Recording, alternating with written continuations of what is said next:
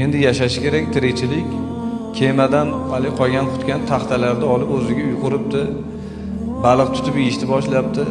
Bir kuni sohildan naryoqqa o'tib, baliq tutib kelyapsa, bir havo aynib, yashin bo'lib, uyini yoqib yuboribdi.